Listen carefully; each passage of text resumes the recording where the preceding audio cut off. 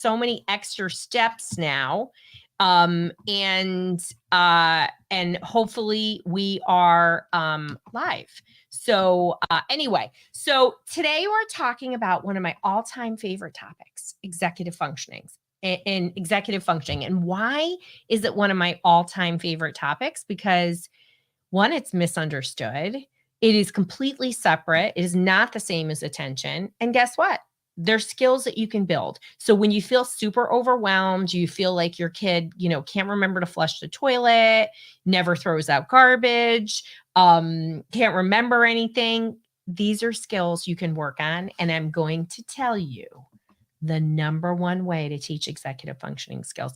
And it's so awesome that when I teach this, teachers reach out to me and say, why are we not taught this? I don't know, my friend, but we're going to talk about it today. So let's first get a better understanding of what executive functioning is. If you haven't heard me talk about executive functioning, I've got great webinars on it. There's other podcast episodes, but really simply, what is executive functioning? So it is, first of all, executive functioning is housed in this frontal lobes. We might have heard of the frontal lobes. It's an important part of our brain. It sets us apart from apes and other animals.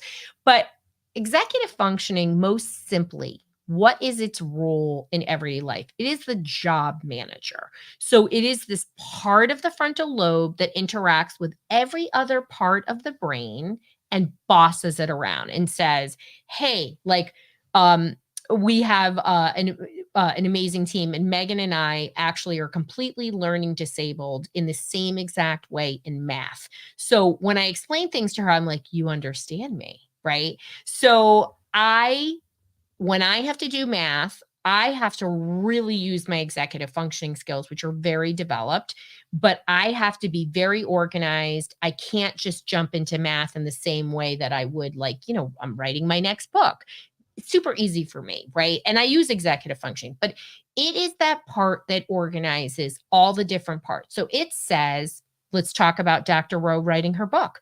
So what am I going to do with good executive functioning? And when I'm writing a book, what's the first step I'm going to do?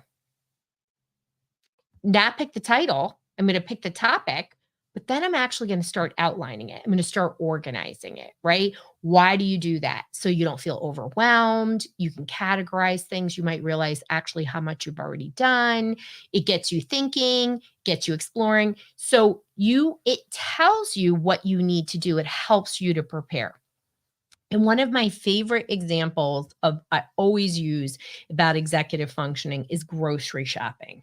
So those of us who have good executive functioning, we think about it in terms of what are we going to actually create? What's our end product? And we go in with a detailed grocery list. Those of us that don't have good executive functioning, they're like, what do I do? What's going on? You start breaking down. And when we think about, what are clinical issues? Let's talk about identifying issues before I tell you about the number one best strategy. How do we know who has executive functioning issues? So there's a difference between something that's clinical, which means it happens all the time, versus I'm having a tough time, right? So, you're a mom in perimenopause or menopause, you might be sleeping less or having hormone difficulties, you're a dad with a stressed out job, you're a caregiver overwhelmed by dealing with 3 neurodivergents. You might feel overwhelmed and some of those skills may go down, but your history is that you've been great at planning, thinking things through in daily life. So not just in the academic setting, not just, preparing for a test or knowing that you have, a long-term project coming up, right? Yesterday, John Carlo, sent me an email for the recipe that we've got to make churros on Monday. He knows, don't mess with mom. I need to plan these things out. Plus, we're gluten-free. We've got to make sure we have all the ingredients.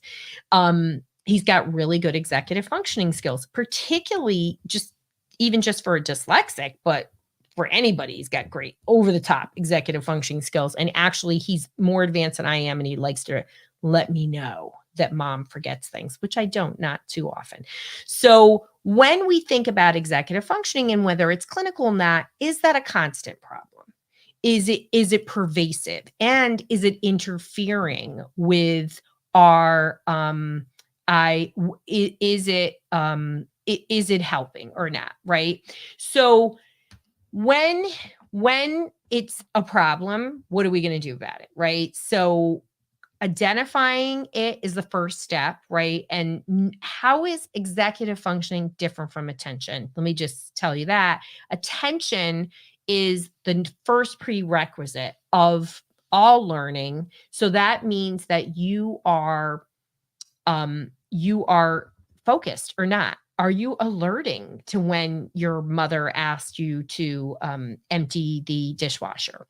So we can't do any tasks if we're not alerting. But when somebody's alert and they still struggle with the steps, then we have executive functioning issues. So all individuals with ADHD have executive functioning challenges. I'd even say most neurodivergents do, but not everybody with executive functioning problems has ADHD. It can break down clinically, with anxiety or OCD or, a million other things. Dyslexia, very common for dyslexics actually to be misdiagnosed with ADHD when they have dyslexia and executive functioning, and their executive functioning systems can break down due to memory overloads with having to memorize and decode and do different phonemes.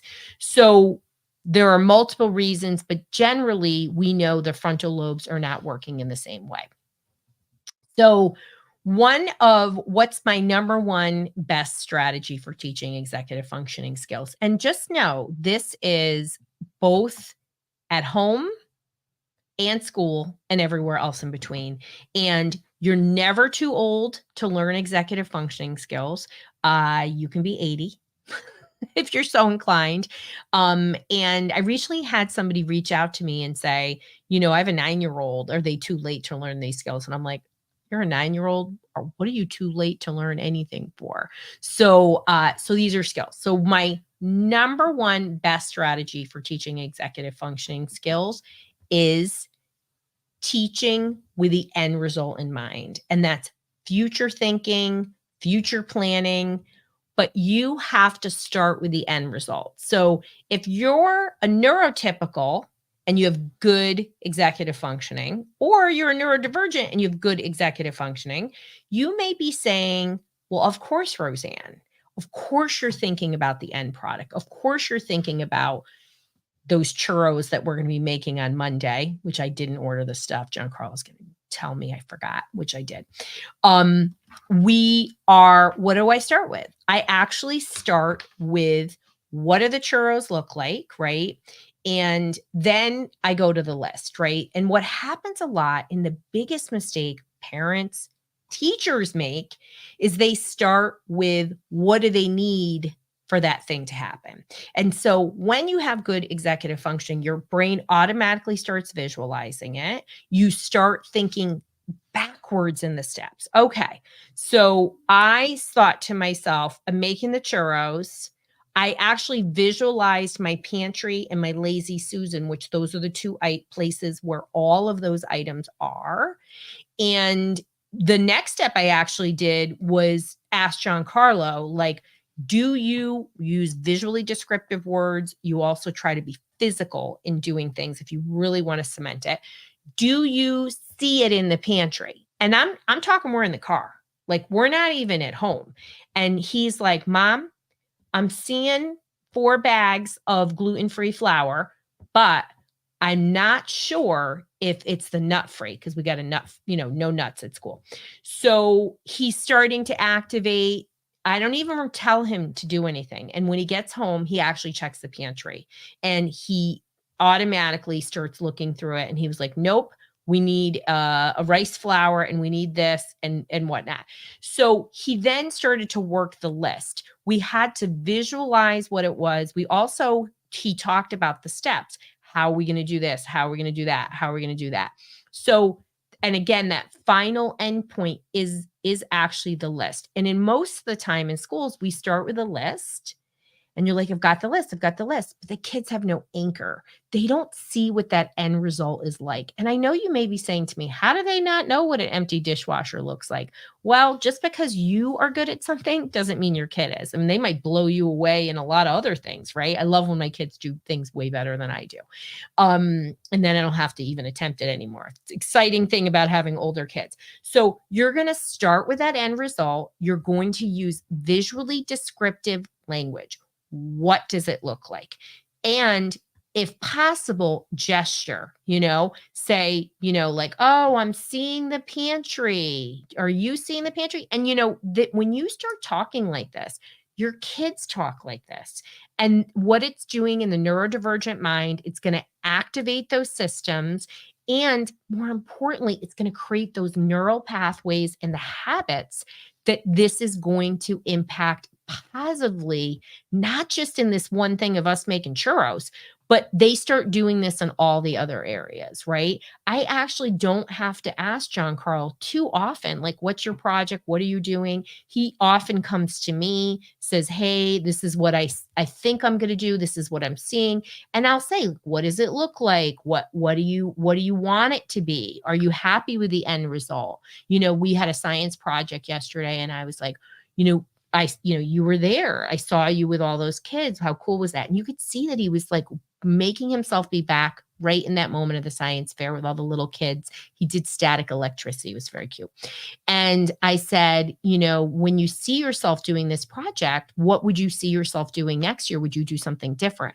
And you just start activating in those ways. And it may feel like with all these things, right? It feels like, is this cumbersome? It's not cumbersome. It's actually quite enjoyable. And it starts very positive conversations. And even with my kids with rejection sensitive dysphoria, they don't seem to be reactive to this kind of conversation because we're activating systems that work better, right? The visual systems, the kinesthetic systems. And most kids who are ADHD, neurodivergent, executive functioning challenge, their leading form of learning is kinesthetic. So it's activating muscle memory. So wherever your kid is on this learning spectrum, right? It doesn't matter if they're younger, if they're older, it's a college kid. This is the number one way to teach executive functioning. Talk about end results, make it visual, paint the picture, then work backwards to the steps, then the list. And you want to do this with your kids. You want to role model it. Dr. Rowe is role modeling it all the time. If you are new to us and you want to get more support, you can go to drroseanne.com/help. That's our solution matcher. It's going to unlock all of our awesome emails. And we work really hard to get you information. It's going to always give you our podcast episodes. And it's a way to get, great offers and different components. But I love executive functioning. We should teach more of it. And don't give up on your kids and don't medicate the bejesus out of them because, they're forgetful. Teach executive functioning. Pills are not skills. And this is a skill that anybody of any age can learn.